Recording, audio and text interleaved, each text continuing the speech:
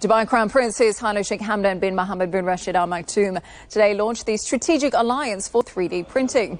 Sheikh Hamdan later tweeted, "Through this alliance, we will work in cooperation with 3D printing companies to enhance industrial capabilities, secure essential needs and develop new production lines, while simultaneously applying future technologies.